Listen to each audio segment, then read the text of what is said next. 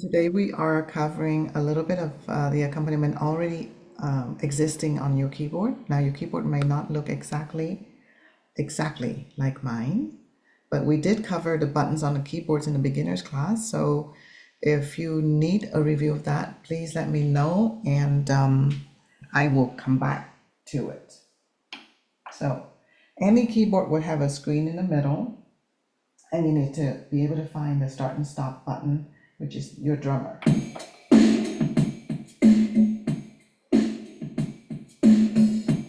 That's just the drummer. If you want to choose a style, they're usually listed on one side or on the top. It could be on the other side. But styles are things like 8-beat, ballads, a disco, jazz, R&B, country, waltz, ballroom, Latin. Those are styles. So let's say I choose, I choose Latin, and I push style, and I push the number that I see next to Latin. Usually it just means that it's the next, there are a whole bunch of Latin numbers from 59 on my case to 67. So 59 is Brazilian samba. If I push now style and 60, I can see on the screen, this is bossa nova. So what is bossa nova?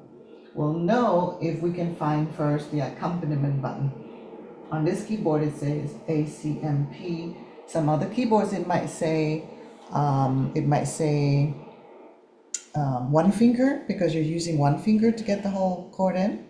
It might say accompaniment or chordal or harmony. So those are different terms that mean the same thing. So accompaniment might be written ACMP. It might be saying one finger because you're usually only using one finger. It might say all of these words that I just typed into the chat for you. So if you could find that on your keyboard, you press it and you should see that word appear on your screen. So this is what it means. On the left side of your keyboard, the bottom 10 to 14, depending on the size of your keyboard, you'll be able to play just one, and it will start. So there's another button called sync start.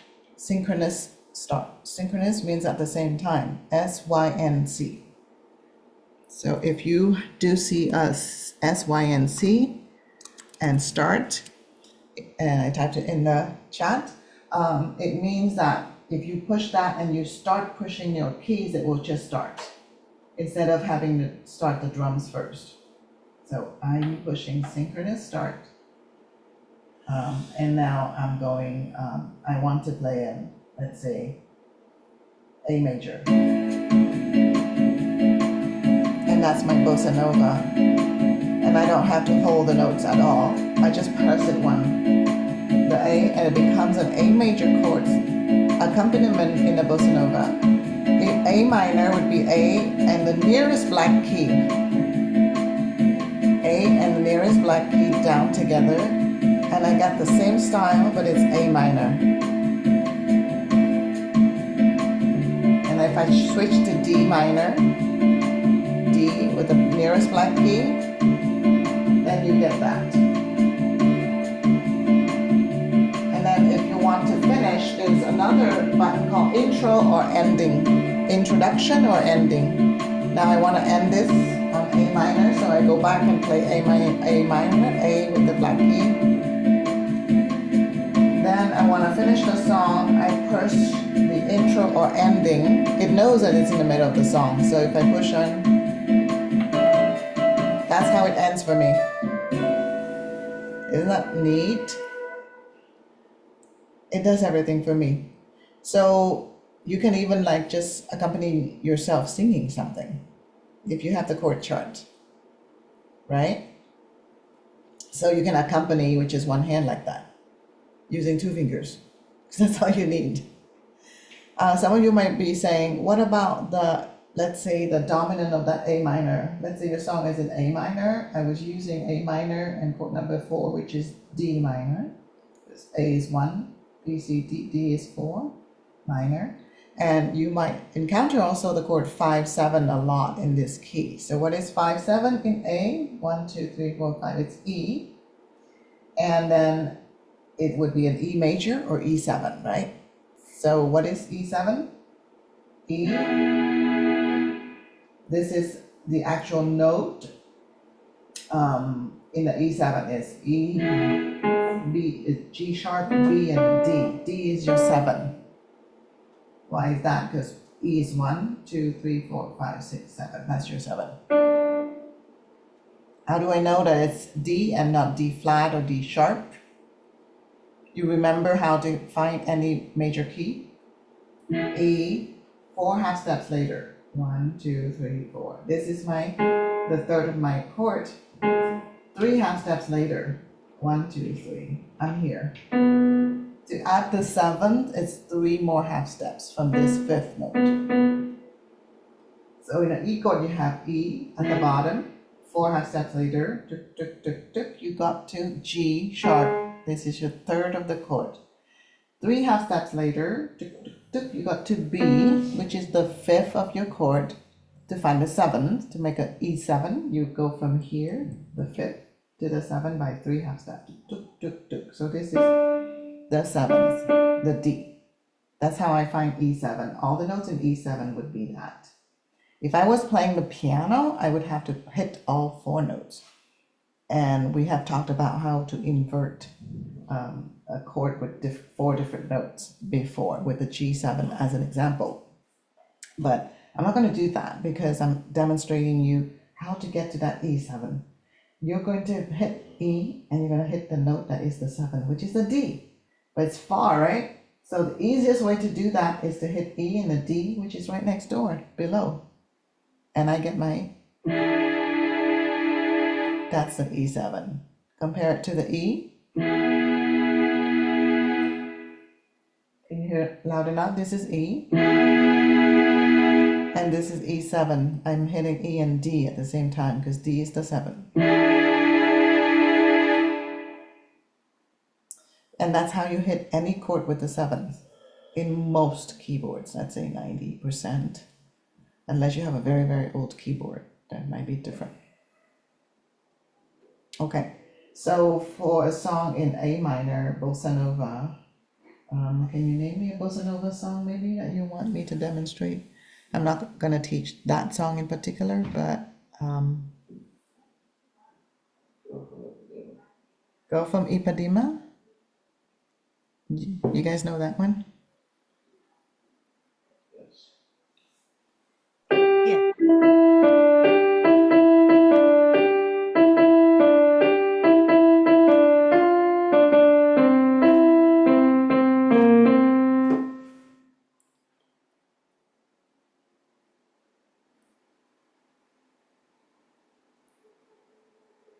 Yes? No? Do you know it?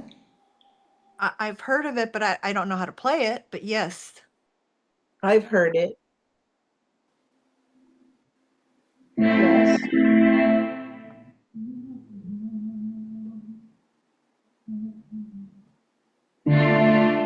It's a G. That's just an A. I'll do it like that.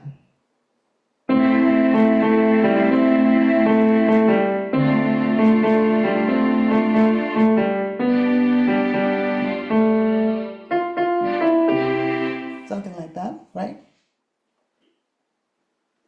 I'll do it in that sequence.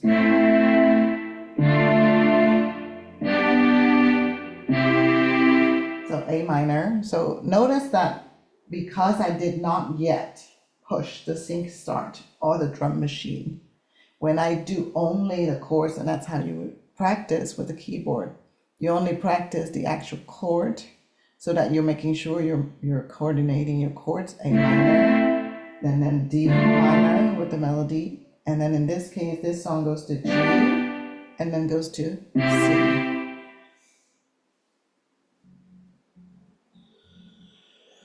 And the melody in this song is C, A, A, C, A, A, C, A, A, C, A, A, A. easy, right? Those of you who know it by ear, this is one of the quickest way to learn is just to do your melody by ear. I would recommend you do it far away from the left hand so you're not going down to the accompaniment section. So now I'm going to move my right hand up here. And because I know in the next phrase I'm covering the B, G, G, F, G, I'm going to put my hand in this position. Thumb on F, pinky on C. And the melody starts with C, A, A, G, C, A, A, A, G.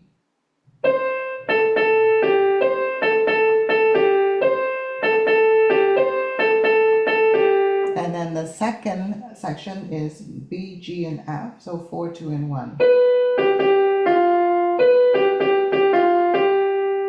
And then I'm coordinating that. So there are just two hand positions. I'm going to type it in. The first hand position is that the right hand thumb is on F, pinky on C, above. Put your right hand like that. And then the first few notes are C, A, G, C, A, in the first section. It just consists of these notes. C, A, G, C, A, G, C, A, G, C, A, G. And then when you're switching note, the second section has these notes. B, da, dun, da, dun, dun, dun, dun, dun, dun. B, G, F, basically. And then we end at the end with a G. So try to figure it out on your, with your ears if you know the song. So C, A, G, C, A, G, C, A, G, C, A, G. And then switch to the second section, which consists of B, G, G, F, right? B, G, G, F, G, something like that. I'm doing approximation. What are the chords in there? The chords are A minor. Eventually you're going to change it. You're going to change it to D minor, D in the black key. And when you change it again, you're going to go to G. And then after that, you're going to go to C. Notice that, and I typed it in the chat for you, the chords. You can also write down on your notes. And notice that the A minor to the D minor has a distance of 5 notes going down. And the G to the C has a distance of 5 notes going down. We find out a lot in music. The relationship between one chord and the next chord is 5 notes going down. So again, A minor, D minor, G to C. Now, of course, if I wrote out all the notes for you for this song, I could, but right now I'm trying to get you guys to get to do something by ear. So, for those who knows the song, D minor,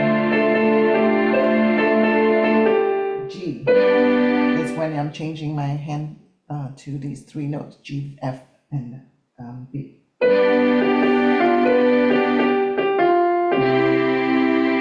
And only the last note G goes with that C.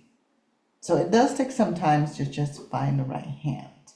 Now, I wanted just to demonstrate this to see, to tell you that if you could find things by ear, and you're given the chords, and you find them by ear, and you slowly go at it, and you're switching your left hand at the right moment. And I'm already telling you that from the chord A minor to D minor, the right hand only plays G, A, and C, right? The first 3 notes that I gave you. Because these chords fit with these notes here. G, A, C fits with the A minor and the D minor. They go together. So.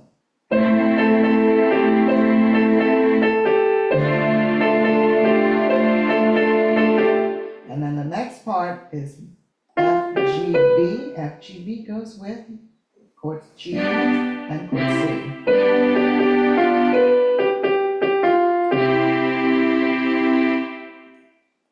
And you kind of like figure it out by yourself, but that's not very fun. What's fun about doing one finger chord is that really you chose the bossa nova or a style, it's still there.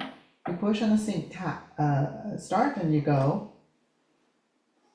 introduction. And push on the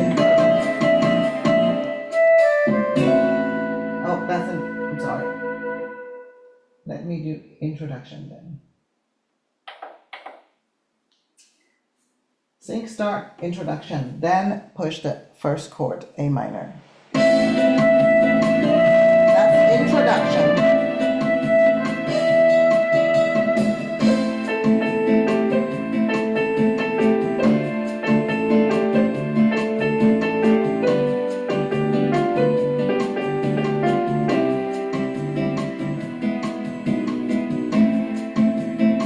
Something like that. See how more upbeat and kind of fun it is for those of you who like to do things with rhythm. And this is a cheap keyboard. And the bossa nova is pretty fun. I'm not saying all of the styles will be fun like that, but they do have a lot of styles. If we continue with style 61, Foro. Style 62, Tijuana. Style 63, Mambo. Can somebody name a Mambo song? How does Mambo 5 go again? Ba-dim, ba-dim, bum, bum, bum. Ba-dum, ba-dum, bum. I got a little bit of Monica in my soul. A little bit of Monica.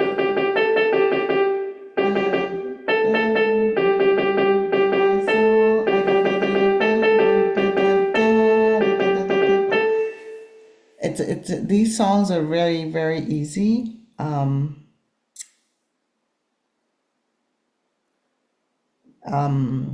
But with the sync start, let's see, intro start. Let's see what the mambo sounds like on this keyboard. The song is on C. That's the introduction. And now is the song. That's the mambo style C chord.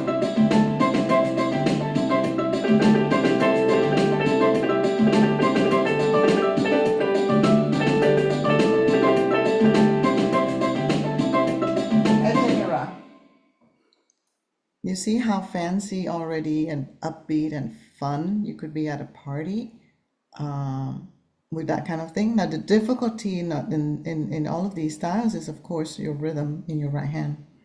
And that you have to listen to your left hand accompaniment and be able to say, hey, that's that's the first beat, that's the strong beat. So let's do a practice of that recognition with a waltz, because I think waltz is sort of easier. For me, this is a swing waltz, 88. 89 is a jazz waltz.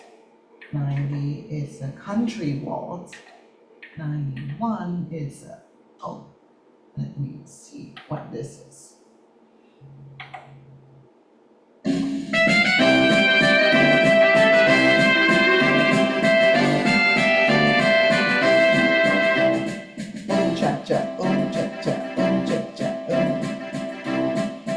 So it's still doing a waltz on C, F. Now it's just switched to F, C. And now if I go to G, oops, I have to play the G down here because my keyboard only goes up to so far. I play this G, it doesn't do it. I have to know my keyboard and know which one changes. See, I pressed in G, it's not doing anything. That's when I know, my keyboard is limited to maybe about F. So I have to play the G down here for the accompaniment to change. So those are the kinds of things you have to discover on your own keyboard. The accompaniment is working for keys up to what point? You can test it out by just going key to key, if it's still changing chords or not. And at some point it doesn't change anymore, but that's the key. For me, it's this one. That key forward on the right hand side are the keys for the melodies. And all of these keys from F to the bottom on the left are the keys for the accompaniment. But that waltz is too fast. So let me see if I could get a slow waltz in here. Maybe a music, yeah? Yeah, it's still too fast. So here's another thing you could do is to find a tempo button. Tempo means the speed. So somewhere near the drum machine here, accompaniment button, you have a button where it says tempo, Tempo. I typed it in the chat. And for me, it's tempo/tap. It says tempo/tap because why? Let's say I want to play the Blue Danube and I want it to be only about this fast. I'm going to tap how da da dee da, and I'm singing dum bum bum bum bum, and it starts the drum machine at the exact speed I just told it to do. This machine is very smart. But me, I have to be smart enough to just sing the song at the speed I want to practice in. And let's say I say that's too fast for me to practice right now. I need to practice slower. So I'm going to sing the song, but a tiny bit slower. Instead of singing dum, dum, dum, dum, dum, I'm going to sing even slower. Dum, dum, dum. Okay, let me tap that in. Dum, dum, dum, dum.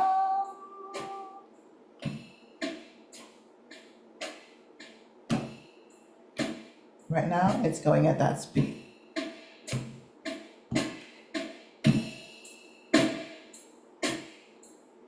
You hear that drum that's really low on the bass? Some of you have a hard time at recognizing where's my beat one. Usually there's a low bass boom drum.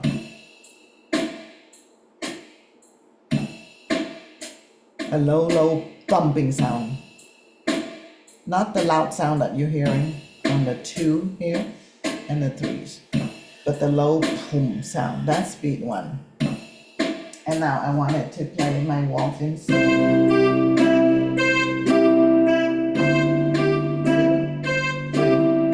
1, 2, 3, 1.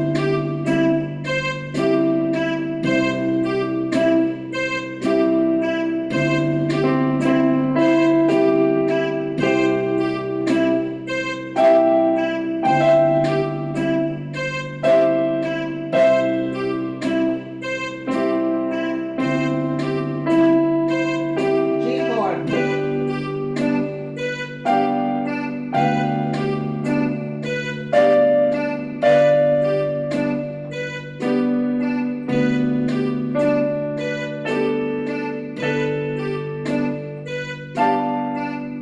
Notice that I didn't have to change chord yet.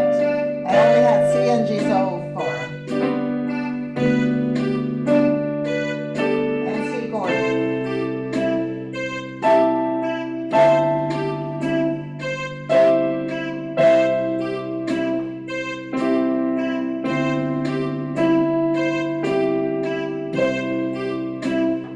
Oh, you get the idea, right? Accompaniment was horrible. It doesn't fit the Blue Danube, but there are other waltzes on your keyboard maybe that fits it very well. So this is just a demonstration of what you could do with the actual 1-finger chord, 2-finger chords type of thing. How to find the chord in minor is always the white key, the name of the chord, and the black key right next door on your left makes the chord minor. How to find a chord with the number 7 is always the name of the chord, and then usually the 7th of the chord. Now, if you don't know your theory, just try the key that's white right next door, or try the key that is, let me try this. Yeah, C with the black key next door makes C minor. And C with the white key next door makes it a C7. So the name of the chord with a key next door on the left, if it's a white key, it makes the chord 7. And if it's a white key, a black key, it makes the chord a minor key, a minor chord. So this is how you find all your chords. The difficulty again with playing with this is to recognize your rhythm. And for that, what you could do is just find those buttons for me, and then try to start an accompaniment in C or in A minor, I don't care. And then count for me as you're hearing your own accompaniment on your own keyboard. You're going to start your accompaniment and you say, Dr. Do, is this the beat 1? Am I counting the beat 1 at the right place? And then you're listening to it. And then at some point you go 1, 2, 3, 4. You know what I mean? So if you want to train your ears to recognize, that's the first thing you need to do first, because you can't just play chords at any one point. Fortunately, the AI is very smart. If you play your chord in the wrong beat, it will adjust to you. It will shift and will go, oh yeah, that's beat 1 now. So for the next bar, it just shifts everything for you. So that's no big deal, right? If you make a mistake and you're counting in the wrong place at some point in your song, it shifts for you. And then from that point on, that beat 1 is right there. And you counted it a beat 2 as beat 1. It doesn't matter. It will shift everything for you and it will continue to accompany you, right? Like a good accompanist. So those of you who have a lot of pep songs in mind that you love, why don't you just try that? All you need is a melody, a lead sheet, basically, right? A melody with some chords on top. And those of you who are really good with your ears and you can still find your right hand with your ears, you can also do that. If you don't know how to find things with your ears, today I'm going to expose you a tiny little bit to solfège.